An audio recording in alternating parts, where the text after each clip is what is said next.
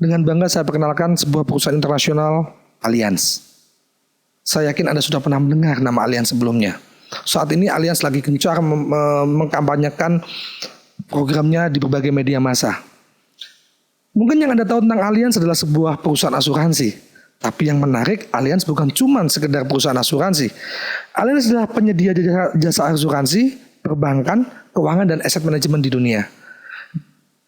Berdiri dari tahun 1890 sampai sekarang. Kantor pusatnya berada di Munich di Jerman, dan dari Oktober 2006 perusahaan ini sudah berubah dari perusahaan Jerman menjadi perusahaan Eropa. Mengelola aset lebih dari 1.556 triliun US dollar. Peringkat nomor 1 versi majalah Forbes 2013 untuk perusahaan asuransi. Peringkat A+ dari Standard & Poor's dan peringkat A+ dari AM Best. Nah, mari kita lihat klien-klien Allianz. Siapa saja yang percaya dengan perusahaan ini? Anda pasti familiar dengan dua menara kembar ini, Bapak Ibu. Ya, ini adalah Petronas Tower di Malaysia sana. Petronas Tower, aset negara ini dilindungi oleh Allianz. Bandara Chek Lang Kok di Hong Kong, penerbangan perdana Airbus A380 Singapore Airlines diproteksi oleh Allianz. SMRT di Singapura, Burj Al Arab di Dubai, Tower 111 Taiwan, ini yang mengcover Allianz.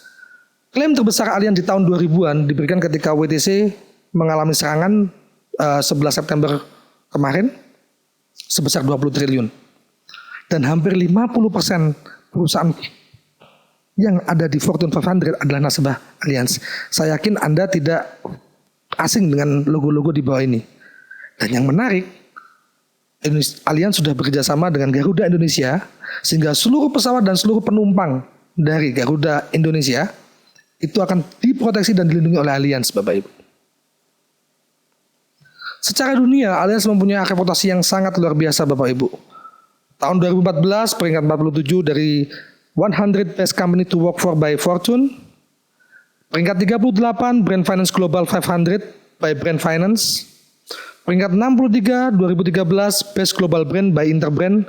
Dan banyak lagi reputasi-reputasi yang saya tidak bisa sebutkan satu persatu. Anda bisa search di internet, Anda bisa search di Google tentang semua reputasi Allianz yang sudah mendunia. Nah, di Indonesia sendiri, Allianz berdiri dari tahun 1981. Berkantor pusat di Allianz Tower di Jalan HR Rasuna Said, kawasan Kuningan. Tahun 2007, Allianz Center didirikan, pelayanan One Stop Solution berada di Jakarta, Surabaya, Bandung, dan Denpasar.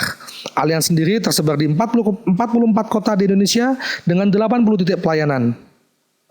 Total premi yang terkumpul di 2012 sebesar 8,8 triliun dan total klaim yang dibayarkan oleh Allianz untuk masyarakat Indonesia di tahun 2010 Allianz membayarkan 84 miliar, di tahun 2012 Allianz membayarkan lebih dari 500 miliar dan 2013 Allianz membayarkan lebih dari 600 miliar klaim yang terbayar untuk penduduk masyarakat Indonesia.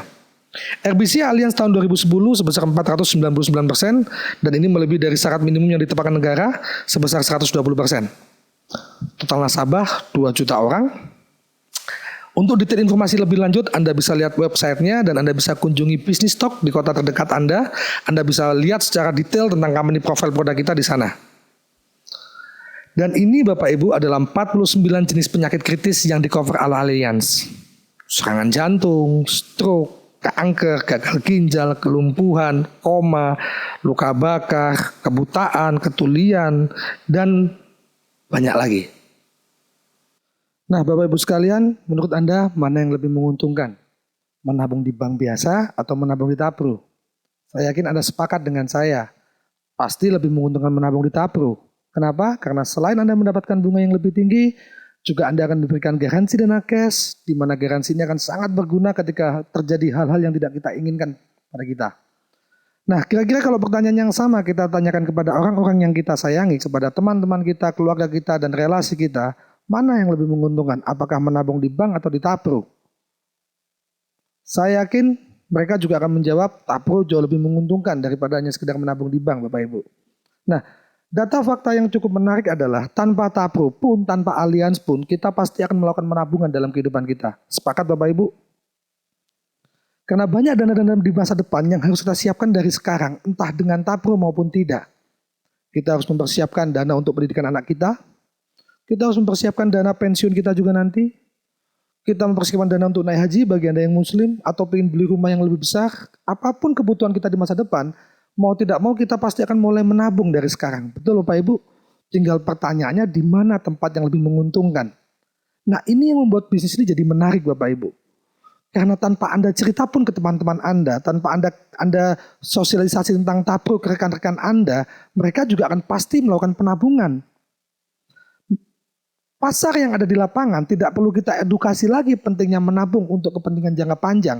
Kita tidak perlu mengedukasi itu lagi karena mereka sudah melakukan dan mereka paham bahwa ke depan mereka membutuhkan dana. Nah, tinggal sekarang kita lihat pasar Indonesia, berapa uang yang beredar di institusi perbankan maupun insurance. Mari kita lihat. Di perbankan, total nasabahnya di seluruh Indonesia ada 88 juta nasabah. Dengan nilai omset penabungan mencapai 155,7 triliun dan itu hanya dari satu bank saja Bapak Ibu.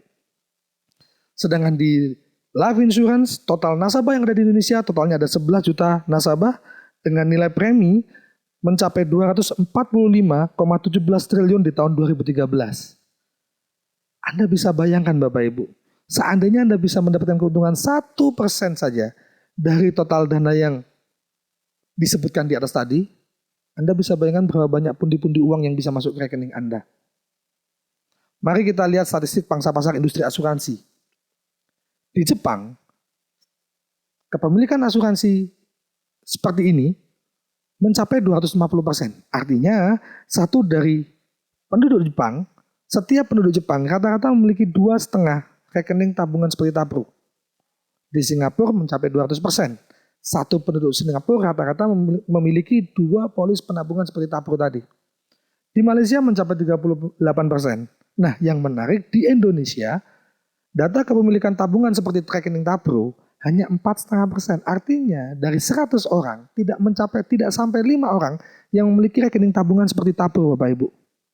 Anda boleh survei, Anda boleh cek di lapangan, Anda boleh tanya ke teman-teman Anda, tetangga kiri kanan depan belakang, apakah mereka tahu yang namanya tabro? Saya yakin rekanan Anda, teman-teman Anda banyak yang belum tahu tentang tabro Bapak Ibu. Bukankah ini peluang yang menggiurkan sekali Bapak Ibu? Bukankah ini peluang yang sangat menarik sekali? Karena mereka mengajak mereka menabung sekaligus mereka dapat keuntungan.